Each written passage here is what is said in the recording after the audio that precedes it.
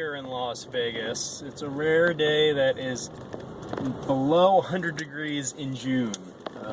It's actually, according to my car, at 90, which means it's probably only like 85, 88, somewhere around there. Because it's overcast and it's cloudy. Well, not completely overcast, but it's cloudy enough. You can tell by the lighting in here. Speaking of lighting, I apologize for the previous video I posted from my new office that was terribly lit and terribly boring, probably. And this is going to be even more boring. No, it's not. So I was just at lunch at Rachel's Kitchen, which is on the first floor of the Ogden, at the corner of Las Vegas Boulevard and Ogden, conveniently enough.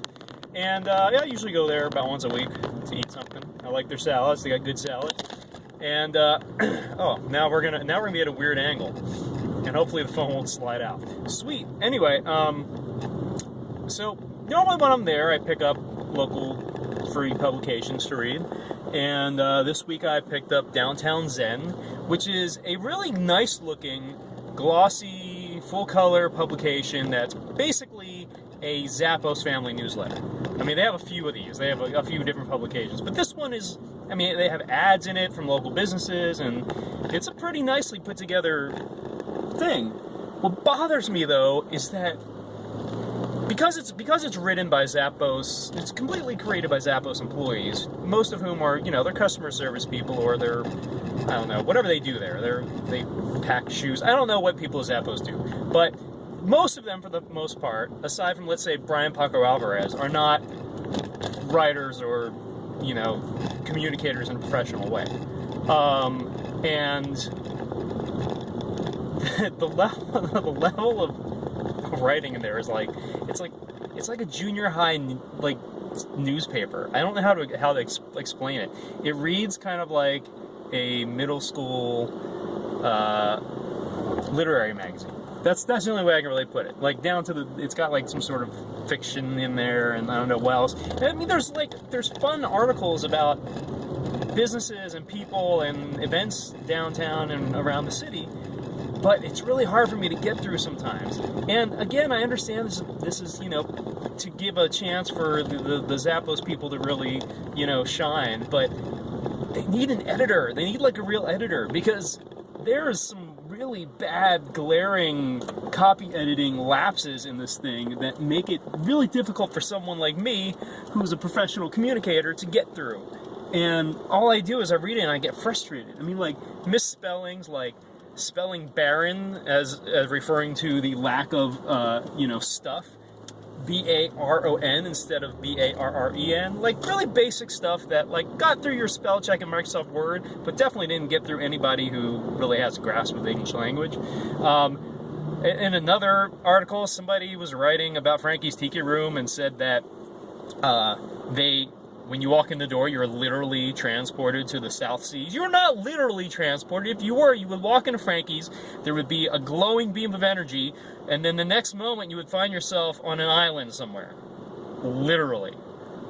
But no, when you go to Frankie's, you are only transported into a smoky bar that serves sugary drinks, which are fantastic. And by the way, reading the article, whoever wrote it, thank you for reminding me that I haven't been to Frankie's, and it's probably been like a year or two, which is crazy, because I used to go to Frankie's Tiki Room, I don't know, once a week, twice a week? Of course, I also lived around the corner from it, and it's just open, so it was like the new thing, but I love their drinks. The only problem is I can't go there if I'm driving, because I love them too much, and I get the strong ones. I get the 4 to 5 skull ones. If you've never been to Frankie's Tiki Room, you need to go. It's on West Charleston. It's not technically downtown, although it is within the quote-unquote greater downtown area that we cover. But it's on Charleston between the freeway, the 15, and Rancho. And it's a tiki bar, but it basically used to be like a neighborhood cocktail spot, just a little slot bar that P. Moss, who owns the Double Down, bought and turned into it. You guys know this. Whoever's watching this, you guys know this. Anyway, so Frankie's drinks, like the specialty drinks, come in different levels based on strength, from like 1 skull to 5 skulls. Most of them are 3 to 5. I mean, because if you're going to order a drink, why bother getting 1 or 2 skulls? Yeah, my favorite's the Thurston Howell, and I'm pretty sure it's a 4-skull. And now I'm not gonna be able to get over to the lane I need to get over to turn here because Charleston traffic is ridiculous. Oh man, this is gonna suck. I'm gonna totally bypass my office. I'm actually gonna almost pass by Frankie's Tiki Room as I record this. That's crazy. And it's been more than 5 minutes, and I feel bad. So anyway, Downtown Zen. Guys, if you need help, if you just need like copy editing or something, I don't know if you ever like get assistance from outside of the Zappos family, but like give me a call, because you got a good little publication here, and it could be better if it just read a little less amateurish. And that's all I gotta say. Because otherwise, why spend the money printing this? You know, if it's gonna not be a super high quality product. And you should always want to put out your best product, and that's what I'm all about.